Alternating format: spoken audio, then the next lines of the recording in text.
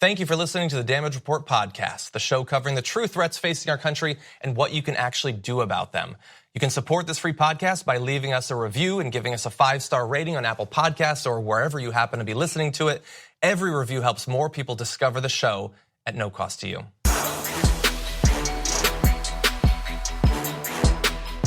Welcome back to another week of the Damage Report. I am John Idarola, and it is Monday, and so over here you have Brooke. Welcome. They're not ready for me yet. Good to have you here. I'm here. So look, we got a lot of stuff to talk about today. Multiple updates on the Jamal Khashoggi situation and the lack of progress domestically on addressing that situation or providing any sort of consequences for it. That's how we're going to be starting off the show in just a little bit. Later on, though, the midterms are fast approaching, and there is already concern, I think with some evidence to back it up, that if things do actually end up working out well in the midterms, that the Republicans are not going to accept it, and that lack of acceptance could come in a couple of different forms. So we'll be breaking that down. But we also have a couple of awesome guests on the show today. Later on, near the end of the show, we're going to be joined by TYT Investigates Jonathan Larsen and Ken Klippenstein, who's been on the show many times. He's going to be in studio for the first time, breaking down their most recent work, upcoming stories, and talking a little bit about the role of investigative journalism during the times of the Trump administration. Earlier on, though, actually just in about 10 minutes, so stick around, we're going to have activist and former congressional candidate Brianna Westbrook is going to be joining the show to talk about the Trump administration's new planned assaults against the transgender community. So all that and a little bit more. We're hoping to get to a pretty fiery debate in the gubernatorial race in Florida. That's how we'll close out the show. DeSantis, Gillum, sparks for flying. So expect that a little bit later on too. But with that, why don't we jump in? Let's do it. Okay, so because there are still a couple of people in the world that don't think that Jamal Khashoggi was purposefully murdered by the Saudi government, we have to give you the most recent updates and hope to persuade you. So here is the latest news. This is a really interesting detail. CNN has obtained exclusive law enforcement surveillance footage, part of the Turkish government's investigation, that appears to show a member of the 15-person Saudi team leaving the Saudi consulate by the back door, wearing the journalist's clothes, a fake beard, and glasses. That same man was later seen in Khashoggi's clothing, according to the Turkish case, at the city's world-famous Blue Mosque just hours after the journalist was last seen alive entering the consulate on October 2nd. So, there's one of two things that apparently has played out. Either one of the people who was attacked by Jamal Khashoggi when he assaulted 15 people, tragically was involved in killing him and then decided to wear his clothes. Oh, also, because he was dismembered and there would be blood everywhere, we now have to work into before the journalist and permanent US resident attacked these 15 people, he apparently willingly took his clothing off. That's why there's no blood on it. Or they planned to use a body double to make people think that he was still alive. And the reason they didn't get away with it is because this guy apparently doesn't have the same shoe size as Jamal Khashoggi. So he was walking around in different shoes, which tipped people off via the surveillance footage to the idea that this was not actually him. This was a body double, and it was such a poorly done one that the Saudi government never actually tried to use it as an excuse. Right, you don't even need this. You don't even need the shoes though. Once you actually, if you take a look at it, I guess it obviously was supposed to get people to just take a quick glance and move on. But if you look at it, it's obvious that it's not the same person. And what's most, and it seems crazy to have to say, maybe they felt it best to have this man put on these clothes, and it could have still been something that just happened on the cuff. It was a fight that ended badly, and this man put on the clothes so that they didn't have to answer these questions. But where did the fake beard come from? The fake beard says that this was something planned. The fake beard, having some sort of a mask, a fake beard on hand, a bit of a planned costume. That says No, premeditation. Everyone's car, you have certain things in it. You have like an ice scraper, a couple protein bars, a bone saw, and a fake beard. An umbrella and a fake beard. Got things it. you just keep. Okay. This story is so ridiculous. Our need to continually assert that it's ridiculous is itself ridiculous. But that's where we are. Yes, and the unwillingness of many in the Trump administration to actually admit what's going on, equally ridiculous. Look at this headline. Jared Kushner declines to say whether he believes Saudi account of Khashoggi's death. Now, of course, you need to understand that this is a guy that is incredibly conflicted because of his past dealings with the Saudi regime, his business dealings with them, his foreign policy dealings with them. Him refusing to say whether he believes them or not really doesn't mean anything because he is effectively like a proxy for their government in some respects in its dealings with the United States. So of course he's likely to take their side as opposed to ours. It's not like Jared Kushner has some sort of long-standing respect for media or dissident speech or anything like that. The president of the United States, his father-in-law, isn't really fully taking our side yet. Yeah. So it's almost like you don't even have to start there with him. That's true. I just want to show that it goes deeper than him.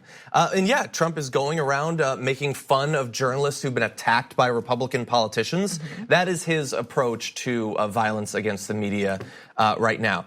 Now, thankfully, there are a lot of people who do accept what's clearly going on. One of them is the former employer of the slain journalist. The Washington Post PR Twitter account put out this statement from the publisher, Fred Ryan, publisher and CEO of the Washington Post, saying, "The government of Saudi Arabia has shamefully and repeatedly offered one lie after another in the nearly 3 weeks since Jamal Khashoggi disappeared in their Istanbul consulate, offering no proof and contrary to all available evidence. They now expect the world to believe that Jamal died in a fight following a discussion. This is not an explanation, it is a cover-up. President Trump, Congress, and leaders of the civilized world should demand to see verifiable evidence. The Saudis cannot be allowed to fabricate a face-saving solution to an atrocity that appears to have been directed by the highest levels of their government." And that is 100% true. He was killed there. That team was dispatched from Saudi Arabia with the express mission to kill him, to have a body double, to dismember his body. They came here ready to create a bit of plausible uncertainty about whether he was still alive while hiding his dismembered body somewhere, possibly transporting it back to Saudi Arabia. Every thinking, reasonable person knows that that is exactly what happened. Unfortunately, our government is staffed by people that in most areas are not thinking reasonable people. And in this area, even if they were, they have too many personal business relationships with the exact people who ordered this murder to be willing to take the US's side on it. That is what's going on. Everything that we've seen and heard, every bit of information that we've gotten out of this outside of a Crown Prince statement says exactly what you just said. Everything shows us just that, and it's pretty simple. Yeah. I want to turn to one other aspect of this. The right in the media, the regular people, I get why Donald Trump is going to, he doesn't care about if a reporter gets tortured and murdered. He doesn't care about that at all. But the willingness of the right-wing media and regular right-wing voters to go along with it is, I think, a little bit more concerning. Their willingness to simply assert that, oh yeah, this guy, he was a member of ISIS or Al-Qaeda or whatever. Every day it's a different thing. And then you have people like Tucker Carlson. So Tucker Carlson, I believe this was literally at Politicon, had these statements to say. He said, "The whole game is people who have no basis for moral superiority sort of impose their moral superiority on you," talking about the backlash over the killing of Jamal. "The outrage is so false. They use that to bully you into submission. It's a game, don't play along. Just stop lecturing me," he said, before miming, "You don't care enough about Khashoggi." So look, here's what's going on. He has the message he wants to send to his devoted fans in the audience, and then he has the message he's actually sending. The message he wants to send is, all of you out there who still have some sort of inner core of regular humanity, you're feeling sort of weird and guilty about being told not to care about this. You've been led to believe that Saudi Arabia is bad for literally decades. Now they've murdered a journalist after torturing him. You sort of cringe at that? Don't, okay? You're not supposed to care about that. Don't care about that. I am gonna provide all of the mental outs necessary for you to get by and to tamp down that normal human, emotional, compassionate response. That's the message he wants to send. The message he's also sending, by the way, via projection, is that like a sociopath, compassion and empathy are not things that Tucker Carlson feels on an emotional level. He simply analyzes them when seeing another person experiencing those emotions. He thinks that we don't actually care about a dictatorial regime going into another country and murdering members of the media. He is wrong about that, but he is revealing that when he expresses similar empathy in the case of, an undocumented immigrant killing someone, the threat posed by the caravan, these are not emotional responses on his part. They are strategic, gamed responses. Right. In the same way that he is accusing us of supposedly only advancing some political agenda, to do what exactly? It's not made clear. It's just an undefined sort of thing. When he expresses supposed concern over the plight of South African farmers or whatever he's getting outraged on that day. Murdered black men in Chicago. He cares so much about them. So much. That is not compassion. That is not empathy. That is a game that he is playing, and he has laid it out for you right there. And outside of the larger ramifications of a journalist being killed at the directives, potentially, of the Saudi government, it's just fine to care that a human being was killed. It's okay. That's it. Even just starting there and just ending there. Yeah. It's totally okay. And so I don't even understand how you could stand up in front of people and out loud in public say people want you to care about somebody dying and you shouldn't. Yeah. What? And by the way, you're 100% right. And especially one thing he said was they didn't even know who he was 2 weeks ago. What does that matter? What does that mean? 99% of the deaths you hear about, you didn't know about. Oh, so, when an undocumented immigrant shoots somebody, you were following that random person 2 weeks ago? Of course not. Every mass shooting, you've never known someone who was involved in one of these highly publicized terror attacks or mass shootings, assassinations. We get to care about those people. That is what actual humans do. Right. He is some sort of bizarre robot or pod, apparently so used to acting on the express instructions of the billionaires who fund him that the idea of normal human compassion being applied to a person without a personal stake based on a shared history is bizarre and foreign to him. It goes back to the same conversation that we saw happening, that we still see happening about little kids being separated from their parents and put in cages at the border, that it is okay not to care about these humans. That's it's the same thing, kind of that same speech that's going on. And the thing is, hey, it's not okay. And if you're one of those people who isn't bothered, you gotta look in the mirror. Yeah. Hard. Because it's not okay. I agree. Okay, we do have to take our first break. When we come back, Donald Trump is preparing a new assault against transgender rights. And we've got Brianna Westbrook going to be joining us on the show. We need to talk about a relatively new show called the Republic, or UNFTR. As a Young Turks fan, you already know that the government, the media, and corporations are constantly peddling lies that serve the interests of the rich and powerful. But now there's a podcast dedicated to unraveling those lies, debunking the conventional wisdom. In each episode of the Republic, or UNFTR, the host delves into a different historical episode or topic that's generally misunderstood or purposely obfuscated by the so-called powers that be, featuring in-depth research, razor-sharp commentary, and just the right amount of vulgarity. The UNFTR podcast takes a sledgehammer to what you thought you knew about some of the nation's most sacred historical cows. But don't just take my word for it. The New York Times described UNFTR as consistently compelling and educational, aiming to challenge conventional wisdom and upend the historical narratives that were taught in school. For as the great philosopher Yoda once put it, you must unlearn what you have learned. And that's true whether you're in Jedi training or you're uprooting and exposing all the propaganda and disinformation you've been fed over the course of your lifetime. So search for UNFTR in your podcast app today and get ready to get informed, angered, and entertained all at the same time.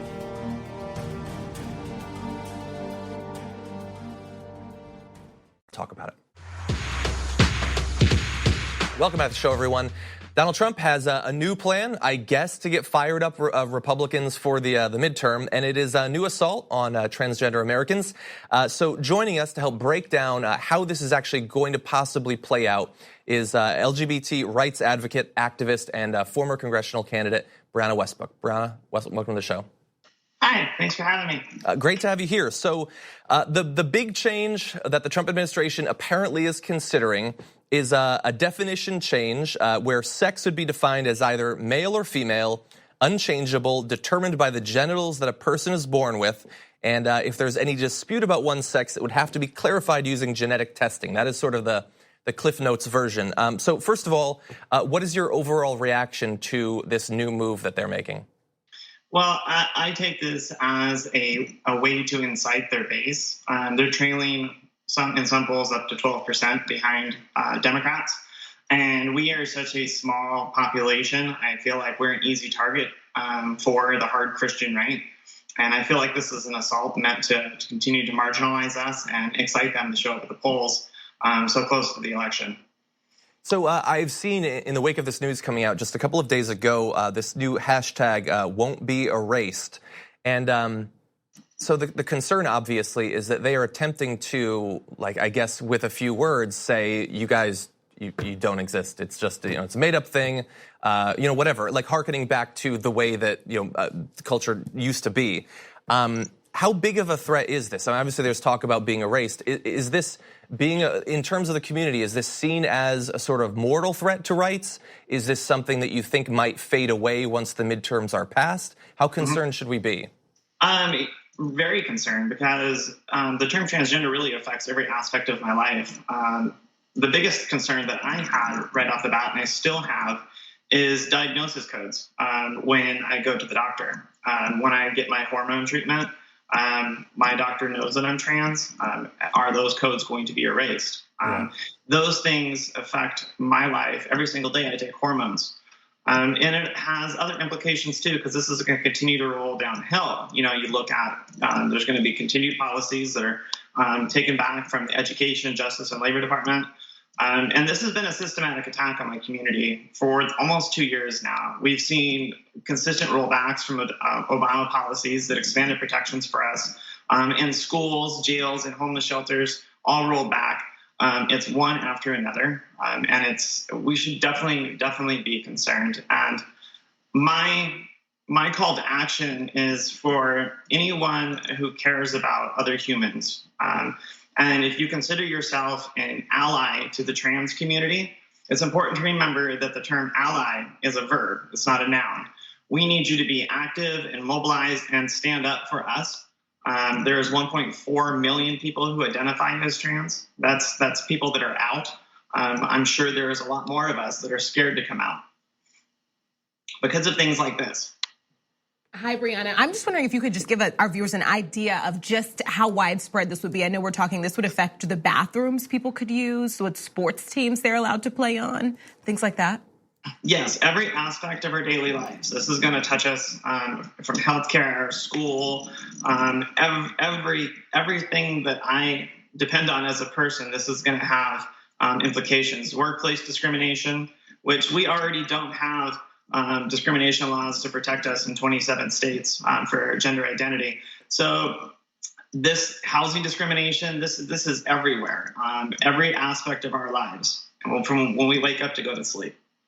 So you broached the fact that obviously the community, although it has several million members likely, requires and needs people outside of the community to help as well. What are some ways that you think that allies can get involved to try to help push back against this? Well, I would say number one would be support candidates that are transgender allies. We have a record number of transgender candidates throughout the country right now. We have Christine Hillquist up in Vermont, Alexandria Chandler, who's running for the U.S. House of Representatives. Support candidates like this, because when we have a voice at the table, we can actually create progress and create laws that reflect and protect our community. Because we're at the table. So supporting candidates and supporting transgender causes. The Trans United Fund's a great fund. Working Families Party. There's quite a few organizations out there that are pro-trans. But it's be vocal with your neighbors and friends as well, and stand up for us.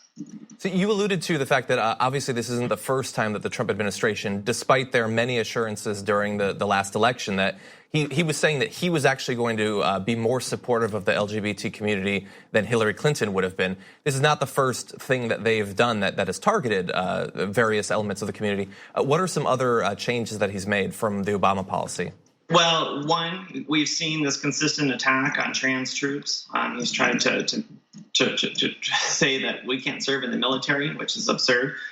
He's rolled back jail protections in our jails, so putting trans women in cells with men. We have the rollback on bathroom use in our schools for transgender children. It's been consistent, and it's almost been on a monthly basis. I knew we were going to be in for a fight when he chose Roger Sabino. Don't know how to pronounce his last name correctly, but he's got a long history of discriminating against the trans community. He said some very horrible things about us. I welcome your viewers to just Google him. HRC's got some really great bullet points on some of the things that he's said. So this has been consistent, and it's been on a monthly basis. I knew immediately when he held that flag upside down on that stage, when it was thrown to him, that we would be in a fight. That was kind of a signal. And of course, he chose Mike Pence as a running mate, which believes in conversion therapy and electrocuting the gay out of people. Jesus. Well, Brianna Westbrook, thank you for joining us and helping break down some of the stakes in this new policy proposal. You bet. We're going to take a short break. When we come back, much more news to get to. We'll see you on the other side.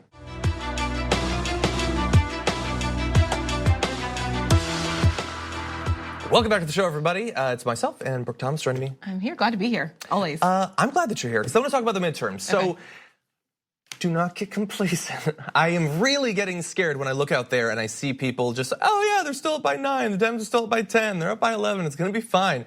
Like when you look at individual races, though, it is still super tight. Stacey Abrams' race is within a point. Gillum versus DeSantis is in like 1 to 2 points. So these are huge races that are very much going to come down to turnout and voter suppression, likely. And then you have things like Beto O'Rourke, which are going to be hard no matter what. Here's the thing, though. Let's say that people are right. And things do end up being okay. We don't win in all of them. Maybe Ted Cruz continues, but the House does actually flip. Will the Republicans actually accept it? Now, there are some people starting to float the possibility that this is not going to be as smooth of a transition as it might seem historically to be. Carl Bernstein said recently that Trump's, actually, we have a video. Why don't we go to the video and have him explain it? I talked to people in the White House or in touch with the White House on Friday who believe that if the congressional midterms are very close and the Democrats were to win by 5 or 7 seats, that Trump is already talking about how to throw legal challenges into the courts, sow confusion, declare a victory, actually, and say that the election has been illegitimate, that is really under discussion in the White House. I was told that on Friday.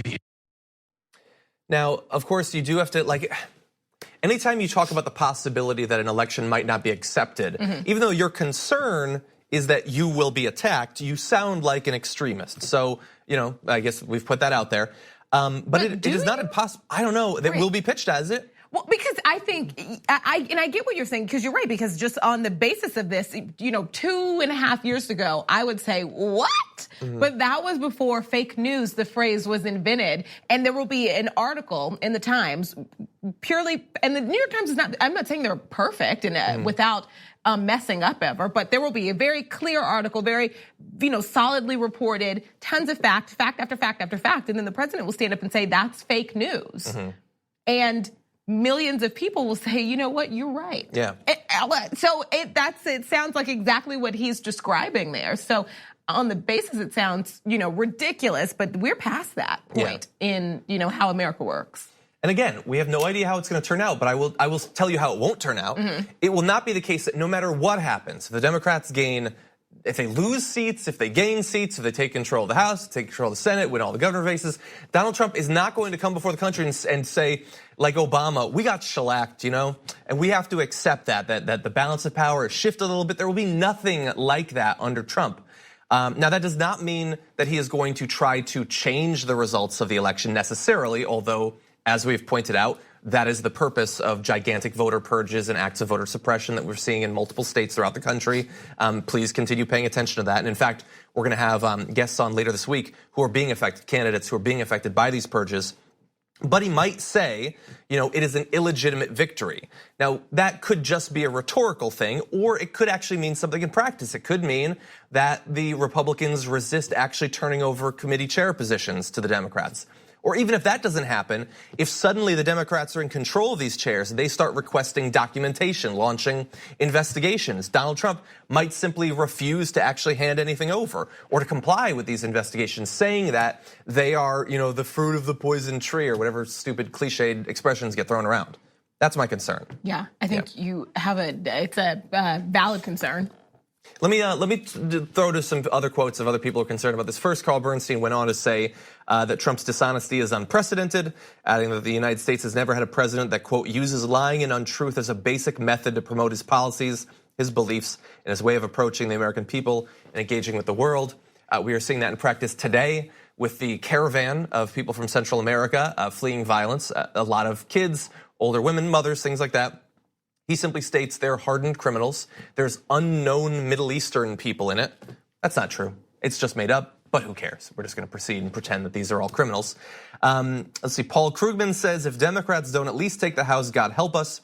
But even if they do, we'll be facing a nightmarish political scene. Republicans will claim that the election was stolen and deny the majority's legitimacy. There he says Republicans, and I really do think that Donald Trump is going to do this, but it will be interesting to see how many other Republicans will go along with it. Will Lindsey Graham, will Mitch McConnell, or will this simply be a thing where they are willing to accept him messaging about the illegitimacy of these bodies they are still a part of? Not entirely sure. Okay. But I do want to go to one other part. I mentioned Lindsey Graham.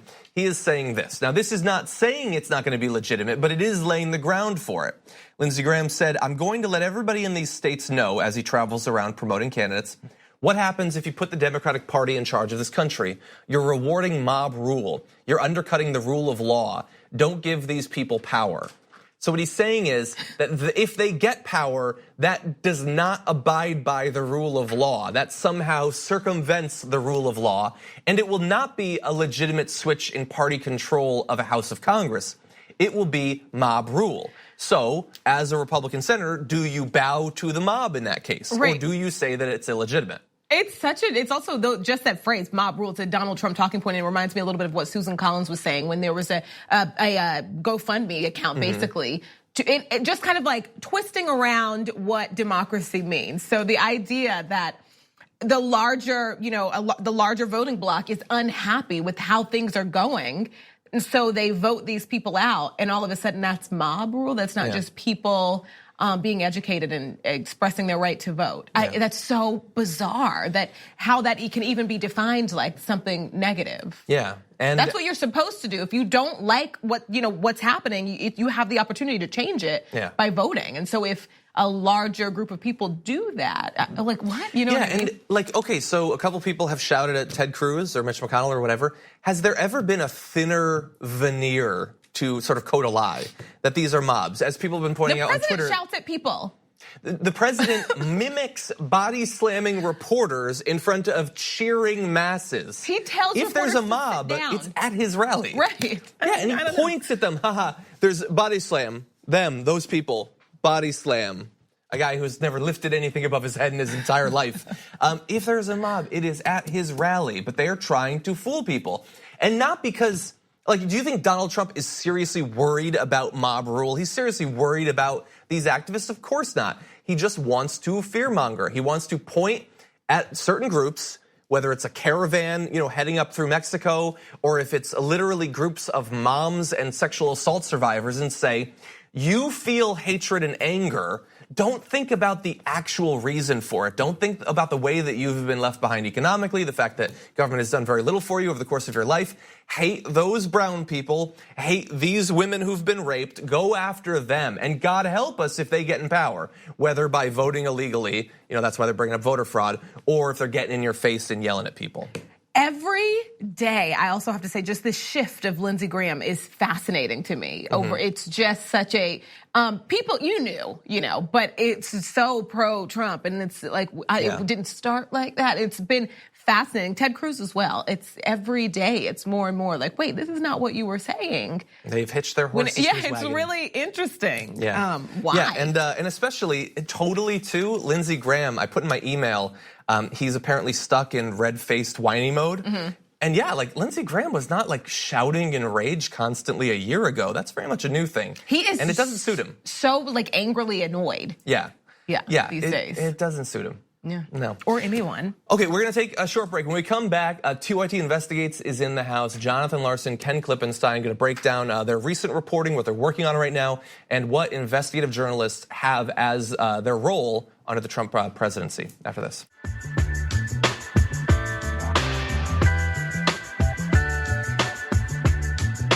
Welcome back to the Damage Report, everybody. TYT Investigates is in the house. So very excited. Ken Klippenstein, you're probably familiar with, investigative journalist. He's been on the show a number of different times, breaking down his reporting. Jonathan Larsen, managing editor, also in studio. And I'm very excited to talk to you guys, not just about your most recent work, but also about sort of the mission of the organization right now. But I do want to start with your most recent reporting. It has to do with Florida and with the governor and some of the suspicious money that's been moving around. What has been found? So basically, we reported last week that it gets a little trickier. But back in 2016, Rick Scott was running a pro-Trump super PAC, okay? And the CEO, Steven Feinberg of Cerberus, which is this massive private equity fund, he gave a $500,000 donation to the super PAC. And approximately 1 week later, Florida's the agency that runs Florida's pension fund said to Cerberus, hey, would you invest this $200 million for us? And in return for the amazing investment returns that you're going to give our retirees, we'll pay you a $4.9 million fee. That's basically the fees up to the current amount. Okay. And then 1 month later, Feinberg put another $975,000 into the super PAC. And this is one of those stories where I like to say the story is, the reason this is a story is because it's not a crime. Totally legal. At least in Florida. Now, other states have varying pay-to-play rules and regulations and laws and all that. So I can't tell you that Feinberg and Scott wouldn't be in jail in California or whatever it is. But the fact that this is totally legal, that to me is the story. So and you know I should be clear that the state agency that handles this, it's SBA is the acronym. They said they told us that the investment decisions are all handled by an executive director, not Rick Scott. He's a trustee that oversees and hires and all that stuff. There's no involvement. The investments are all vetted. And they basically deny any of the worst or even, least of the things that you might infer from all this. Yeah. Which is fine. But we don't have any actual way of knowing that those things, that's true. That he didn't put pressure on them. Because it's all legal. Yeah. Well, even if Rick Scott put no pressure on, if I'm that executive director and I want to keep my job, I'd love to be able to tell Rick Scott, but you did that. Yeah. I mean, the thing that's cool about it, I guess, is that they're like an investment firm and they got a great return on their investment almost immediately. They got 10 times what they invested. So maybe they know more about this stuff than I do. So very curious. So in this particular case, just to give people an idea of how you guys do your work, how did you find this? Well, so I should point out that Ken was not the reporter in this particular one. Okay. So if you're wondering whether he, right, he's just like, you know what? I'll let Jonathan tell my story. This was another freelancer that we work with who is just a maniac when it comes to looking at this data. And the tricky thing is that it's all public, but what you have to be able to do is like the state pension funds investments. That's public information. Yeah.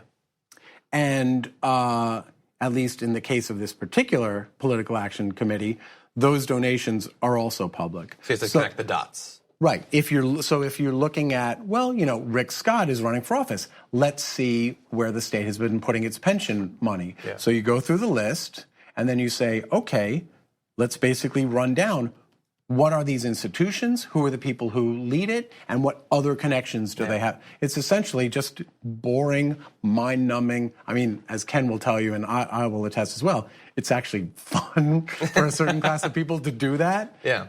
For that thrill of discovery when you find that connection. But that's essentially how you do it. Yeah, you guys are like Sherlock Holmes, but the evidence is buried in reams of paper. I'm Holmes and he's Watson. So. There you go. So I want to talk to you about, we've covered your reporting many times on the show. When you are going out there and you're I guess, figuring out your list of targets, what you want to look into to see if there's anything there, how are you like choosing how to divvy up your time? And philosophically, like as a journalist, there's so much corruption going on right now. What do you see as your role, and how does that play into the sorts of stories that you pursue? it's almost like trying to drink a tsunami through a straw at this point, because there's so many potential stories just getting thrown at us from this administration, as I'm sure any viewer can see. But my approach, and everyone's approach is different, but mine has been start with the sources, hear a rumor, try to substantiate it in the open record. And what I found through FOIA, court records, lobbying records, is there's an amazing amount of information in the open record that just never gets looked at. And so when a source gives me a tip about something, there's very often at least ways that I can partially substantiate it, maybe entirely, and that approach has never really led me astray, I don't think. And in terms of TYT Investigates as a whole, right? So I think so. It's a lot of it is sort of like, it sounds cold-blooded, but when I'm thinking about which stories, can be working on, other people that we work with that I'm doing, there's a calculation there, right? Which is essentially, can we make a difference, right? Is this like we get people contact us through the Facebook page, through the tip line, and 95% of the things they contact us with about are sort of like not actionable. Like, I'd love to help you, but this is too local. Yeah. Or this actually doesn't have, it's a bad thing, but it's not the kind of thing that actually sort of works as a story where we can say we've broken news. Like, we don't do commentary per se. So if I were doing commentary, I could take that email or tip or whatever and say, this is horrendous.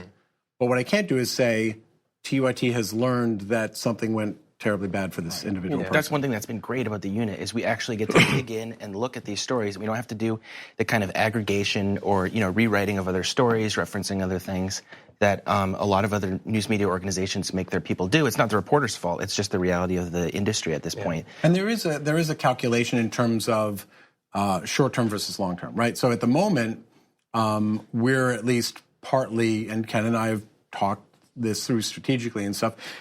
So when the Kavanaugh stuff is going on, right? That's an external thing. But if we look into it, we can maybe move the needle. And we did get some information out there that I think was, sort of contributed to the dialogue and all that. Same thing right now in the midterms, right? We're looking at a certain set of politicians who otherwise would sort of possibly be background noise. Yeah. We looked at Rick Scott. Normally, we're not going to random Florida governors, but because people want to know, because there's an imminent interest, then we'll look into it. And the midterms generally, we're looking at other races, other candidates. And he's certainly a guy with a history of corruption.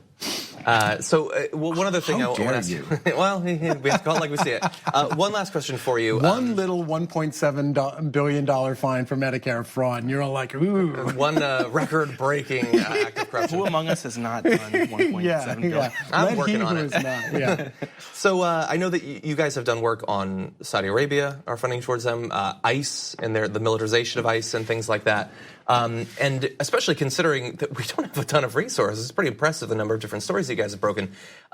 Sort of a relatively quick response, but sort of casting a wider eye at what the media has been able to uncover under Trump. I mean, obviously there's big stories all the time, but how would you rate the media under Trump in terms of holding them accountable, shedding light on corruption and things like that? Well, holding his Twitter account accountable, I think they've done pretty well with that. But as far as digging in, not so much. And I don't know that I fault reporters so much for these things, because this is sort of systemic in nature. What is, first of all, rewarded by your boss at a big corporate outlet? What is going to be rewarded by your coworkers informally and things like that? And so there's a big debate about if Trump knows he's doing this or if he's not, but I don't think there's much debate about the fact that these sort of wild statements he makes have been very successful at distracting away from the attempts at cutting Medicare and Medicaid, away from all these extremely unpopular policies and towards this sort of sideshow, And I'm not saying don't talk about the tweets. I mean, he's the president. It's obviously relevant. But do we necessarily need the degree of, aggregation and self-reference again and again and again, as opposed to just digging through, like I was saying before, the open record, calling sources who very often, you'd be surprised how much of Washington does, maybe you wouldn't, how much of Washington doesn't like Trump, and even Republicans that are sort of feel like he's crossing a few red lines, and because of that are a little more willing to work with reporters that might not otherwise. Good to hear. So I would say I would kind of break it up into two groups. I think I think there's a lot of really good work being done in the text space, print space. But I think certainly the phenomenon Ken's talking about, we certainly see that on the cable news outlets that really drive the national conversation. So I think that's kind of where the tricky aspect of it lies. They need to do a better job, basically. Sort of. And look, as you know, I was in that space for a long time, and it's hard work to figure out how to make the substantive stuff into compelling TV, as you know. Yeah, that's true. And I'm glad that the day that I have you both on, I don't think we read a Trump tweet. Probably tomorrow, though. There we go. Well, thank you both of you for showing up on the show today, but also for the work that you do. We very much appreciate it, and we're always looking to cover it as much as we can. Yeah, thanks for all your thanks so support, much for having us. and Thank you. to everyone else who's been paying attention to the stories. Awesome. Yeah. Where can they find the work in the future? We're at tyt.com/investigates. You can follow me on Twitter at JT Larsen. You're at Ken Klippenstein, right? Yep, I love Twitter. You guys keep me up at He loves Twitter. KenKlippenstein.com. He's a Anyone want monster to on reach Twitter. out, got a story, reach out to me there. Yep. Awesome. Well, thank you guys. Thank you. We're going to take one more break. When we come back, a big debate in Florida. We're going to be breaking down some of the results after this.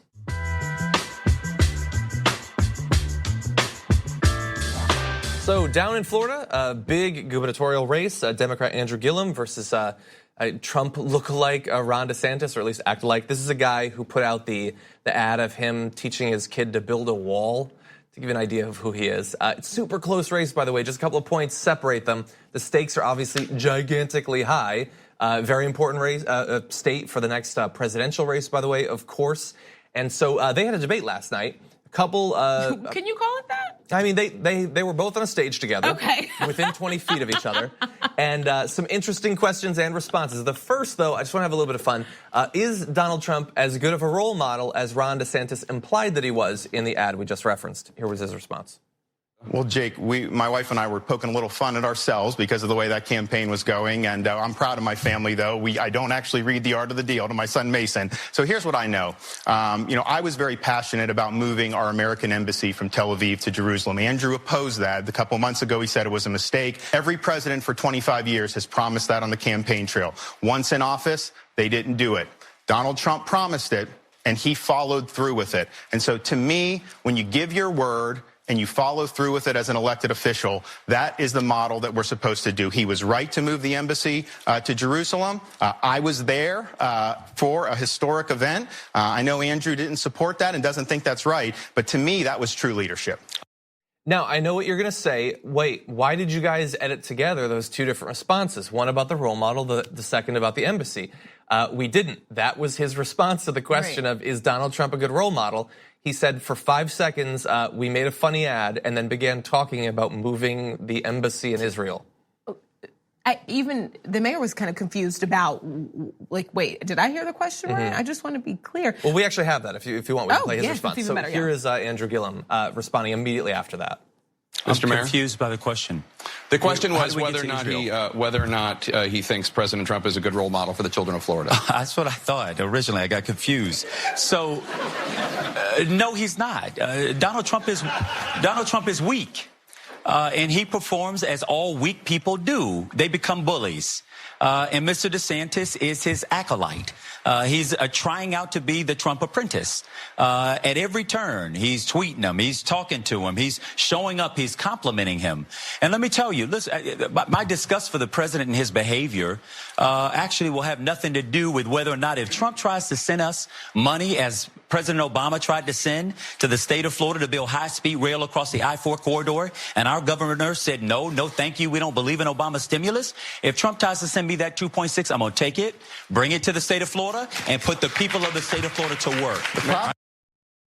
See, that's a better response. It didn't generally have too much to do with the role model thing either, but good response, I thought. It is a response. I mean, Tapper asked him a yes or no question, to be fair, and one person answered it and the other person didn't. And that's almost true. like our frustration watching a lot of the president's people during interviews on network television. There are yes or no questions, and you're like, wait, just answer.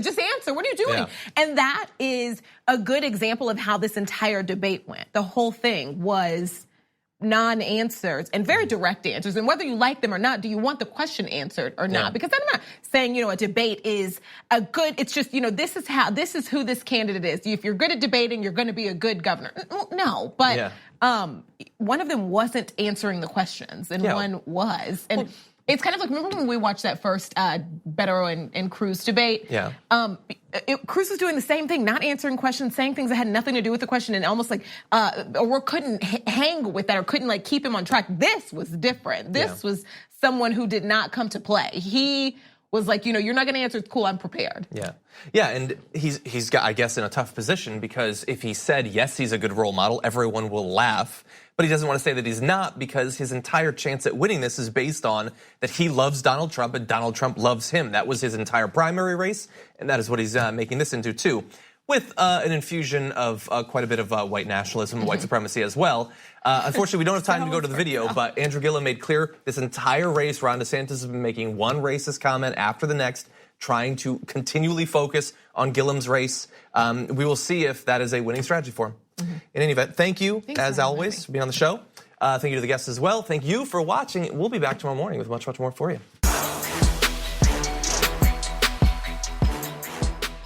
Thank you for listening to the Damage Report podcast, the show covering the true threats facing our country and what you can actually do about them. You can support this free podcast by leaving us a review and giving us a 5-star rating on Apple Podcasts or wherever you happen to be listening to it. Every review helps more people discover the show at no cost to you. Thanks for listening to the full episode of The Damage Report. Support our work, listen ad-free, access members-only bonus content, and more by subscribing to Apple Podcasts at apple.co/TYT. I'm your host, John Darola. I'll see you soon.